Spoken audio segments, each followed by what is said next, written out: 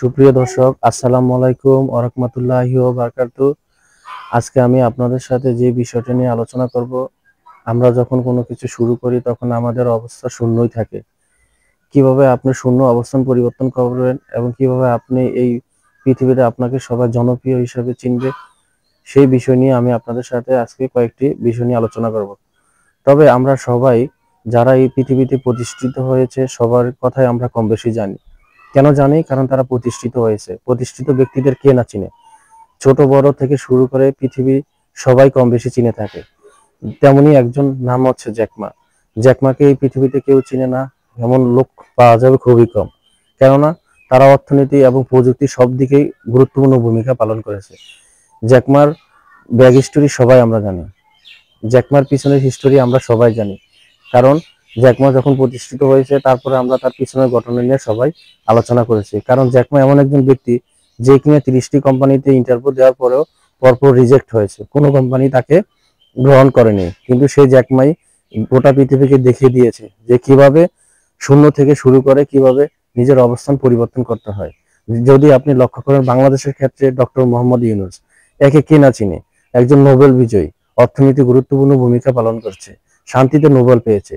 এমন এক ব্যক্তিকে আমরা এখন সবাই চিনি। কেন চিনি? কারণ তিনি বর্তমান পৃথিবীতে প্রতিষ্ঠিত, সেজন্য আমরা চিনি। কিন্তু তিনি যে তার অবস্থানে প্রতিষ্ঠিত হয়েছেন, আপনি পিছনের কাহিনী জানেন? কম বেশি সবাই জানেন। কেন জানেন? কারণ হচ্ছে তিনি বর্তমানে পৃথিবীর এমন একজন ব্যক্তি, তিনি হচ্ছেন একজন নোবেল জয়ী, শান্তিতে নোবেল পেয়েছে। আমরা সবাই জানি। এই জন্যই জানি কেননা তিনি প্রতিষ্ঠিত।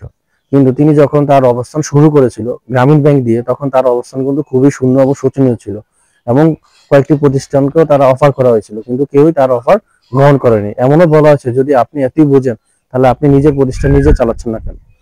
তো বিষয়টা হচ্ছে যখনই যেই কাজটুকু আমরা শুরু করব না কেন, সেই কাজের ক্ষেত্রে অনেক ব্যাক হবে, কিছু ব্যাকলগ থাকবে, কিন্তু কোনো কিছু সফলভাবে সম্পন্ন করতে পারবেন না। সবকিছুর ক্ষেত্রেই শূন্য থাকবে।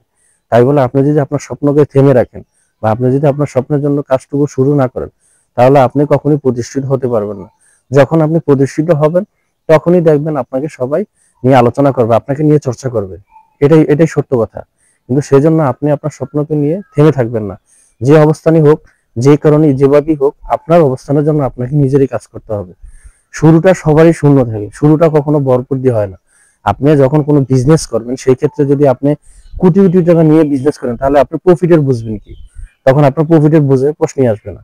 কেন আসবে না? কারণ আপনি তো নামছেন কোটি কোটি টাকা নিয়ে, আপনার টাকার প্রতি দরদও থাকবে না। কারণ কি